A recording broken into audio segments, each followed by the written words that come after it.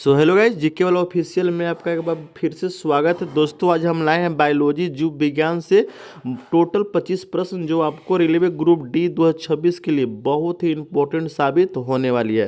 Video में बने रहना, वीडियो को अंत तक देखना। अगर आप नए हैं तो चैनल को सब्सक्राइब जरूर कर लीजिएगा, ठीक है।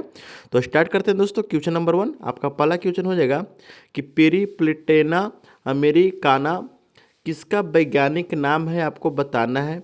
देखिए याद रखना है, ये अमेरिकन कॉकरोच का वैज्ञानिक नाम है। बहुत भी क्वेश्चन है दोस्तों, बहुत बार एग्जाम में पूछा भी जा चुका है, इसलिए आपका ऑप्शन नंबर बी आपका करेक्ट आंसर हो जाएगा, ठीक है।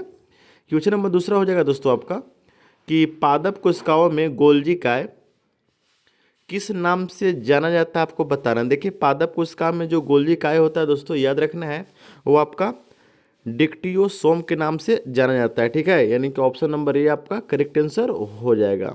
क्वेश्चन नंबर अगला दोस्तों, ये कौन सा पादप हार्मोन पत्तियों को झड़ने और बीज प्रस्तुति के लिए जिम्मेदार है, आपको बताना है। देखिए याद रखना है, पत्तियों को झड़ने और बीज प्रस्तुति के लिए जो जिम्मेदार हार्मोन रहता है दोस्तों, पादप हार्मोन, आपको याद रखना है वो आपका एबिसिक एसिड, यानी कि उसको शॉर्टकट में दोस्तों ABA के नाम से हम लोग जानते हैं, ठीक है। यानी कि ऑप्शन नंबर सी आपका करेक्ट आंसर हो जाएगा।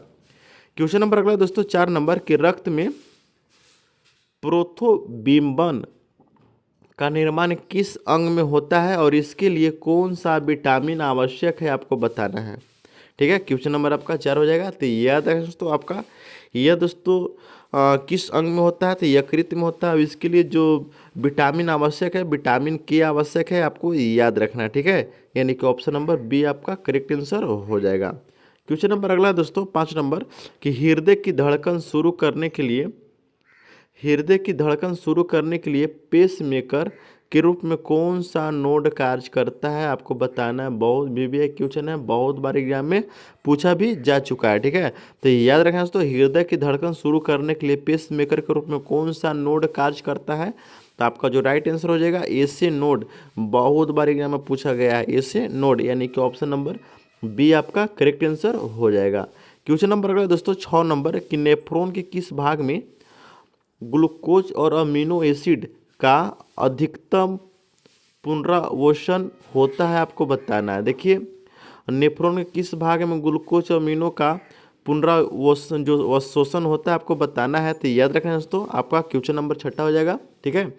तो समीपस्थ कुंडलित नालिका यानी PCT में दोस्तों पुनरावशोषण होता है, यानी कि ऑप्शन नंबर सी आपका करेक्ट आंसर हो जाएगा, ठीक है।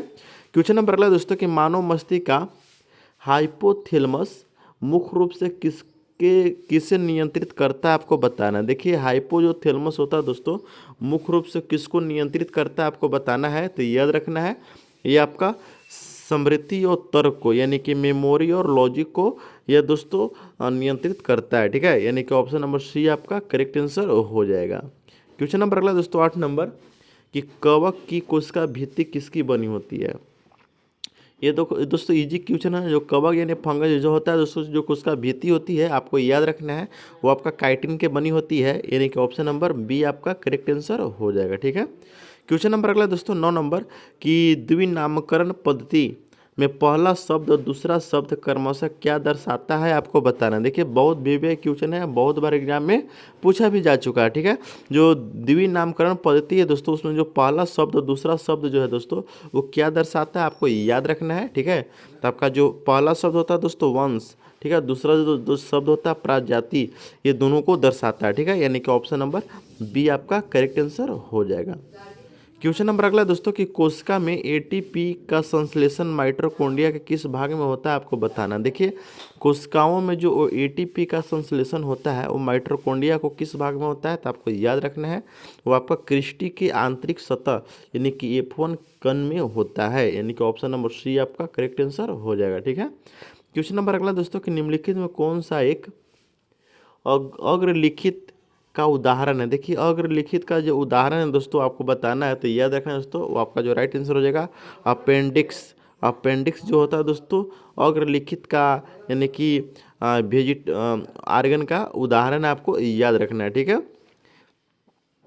क्वेश्चन नंबर अगला दोस्तों 12 नंबर कि मुख्य पौधे में फ्लोएम उत्तक का मुख्य कार्य क्या होता है, आपको बताना है। देखिए पौधे में जो फ्लोएम उत्ता का जो मुख्य कार्य होता है आपको याद रखना है, ठीक है, वो प्रकाश संश्लेषण उत्पादों को यानी भोजन का परिवहन करना, ठीक है, यानी कि ऑप्शन नंबर सी आपका करेक्ट आंसर हो जाएगा।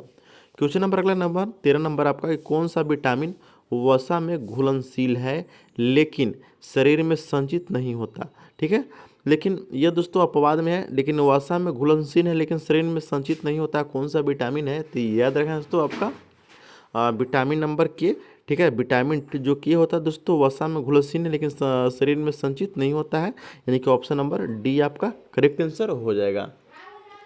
क्वेश्चन नंबर अगला है दोस्तों आपका कि मनुष्य में RH कारक की खोज किस जीव पर प्रयोग करके की गई थी आपको बताना। देखिए मनुष्य में जो RH कारक है दोस्तों उस खोज किस जीव पर प्रयोग करके की गई थी आपको बताना है, तो याद रखना है दोस्तों आपका यह बंदर यानी रीसस पर खोज करके की गई थी, ठीक है, यानी कि ऑप्शन नंबर बी आपका करेक्ट आंसर हो जाएगा।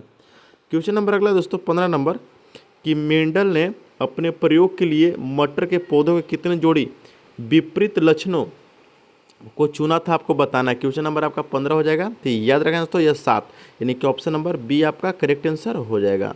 क्वेश्चन नंबर अगला है दोस्तों कि आंखों में प्रकाश की तीव्रता को नियंत्रित करने वाला भाग कौन सा आपको बताना। देखो आँख में जो प्रकाश की तीव्रता को नियंत्रित करने वाला जो भाग होता है दोस्तों वो आपको कौन होता है, आइरिस होता है, ठीक है, यानी कि ऑप्शन नंबर डी आपका करेक्ट आंसर हो जाएगा।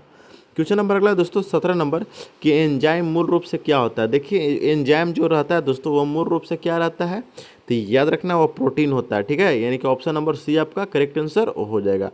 18 नंबर दोस्तों कहता है कि फेफड़ों में गैसों का जो विनिमय होता है दोस्तों वह कहाँ होता है, ठीक है, याद रखना फेफड़ों में जो गैसों का विनिमय होता है, ठीक है, याद रखना दोस्तों वो आपका इलिब योली में होता है, याद रखना दोस्तों, ठीक है, यानी कि ऑप्शन नंबर सी आपका करेक्ट आंसर हो जाएगा।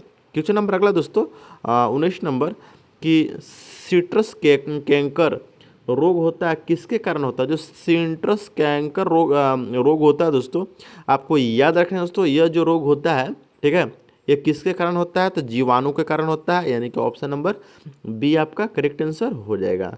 क्वेश्चन नंबर अगला दोस्तों कि कोशिका चक्र, ये याद रखना दोस्तों कोशिका चक्र किस अवस्था में DNA प्रतिकृति होती है आपको बताना है। जो कोशिका चक्र होती है किस अवस्था में DNA प्रतिकृति होती है आपको बताना है, तो याद रखना दोस्तों आपका यह एस फेज में होती है, ठीक है, यानी कि ऑप्शन नंबर बी आपका करेक्ट आंसर हो जाएगा। चलते हैं दोस्तों क्वेश्चन नंबर आगे की और अगला नंबर क्वेश्चन आपका कहता है दोस्तों आपका 21 नंबर कहता है कि एंटीबॉडी का निर्माण मुख्य रूप से किन कोशिकाओं द्वारा होता है ये आपको बताना है। देखिए एंटीबॉडी का जो निर्माण होता है दोस्तों मुख्य रूप से आपको याद रखना है, ठीक है, वह बी सेल में होता है, ठीक है, यानी कि लिम्फोसाइट्स में होता है, बी सेल्स में होता है यानी लिम्फोसाइट्स में होता है, यानी कि ऑप्शन नंबर सी आपका करेक्ट आंसर हो जाएगा।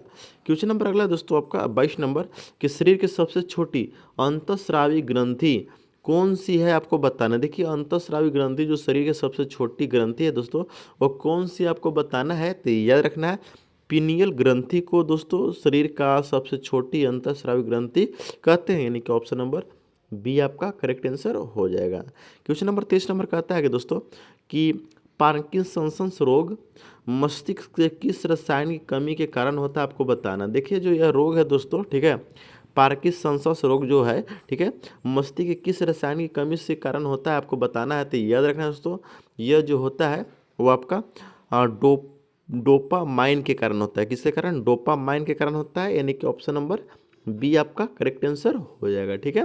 क्वेश्चन नंबर अगला दोस्तों कि पौधे में जड़ दबाव को मापने के लिए किस यंत्र का प्रयोग किया जाता है। देखिए जड़ दबाव को मापने के लिए पौधा में जो यंत्र का उपयोग किया जाता है वह किसका उपयोग किया जाता है आपको याद है, बहुत वीवीआई क्वेश्चन है, ठीक है, तो याद रखना दोस्तों मैनोमीटर का। किसका, मैनोमीटर का, यानी कि ऑप्शन नंबर बी आपका करेक्ट आंसर हो जाएगा। क्वेश्चन नंबर 25 नंबर का आता है दोस्तों कि हीमोफीलिया एक अनुवांशिकी रोग है, ठीक है, अनुवांशिक रोग है यह दोस्तों। इसमें क्या होता है हीमोफीलिया में, तो याद रखें दोस्तों हीमोफीलिया में रक्त का थक्का नहीं जमता है, यानी कि ऑप्शन नंबर सी आपका करेक्ट आंसर हो जाएगा। क्वेश्चन का लेवल कैसा था दोस्तों कमेंट करके जरूर बताइएगा। अगर आप नए हैं तो चैनल को सब्सक्राइब जरूर कर लेना, ठीक है दोस्तों, शेयर करना वीडियो को ना भूलिएगा। मिलते दोस्तों नेक्स्ट वीडियो में, देखते रहिए जीके वाला ऑफिशियल।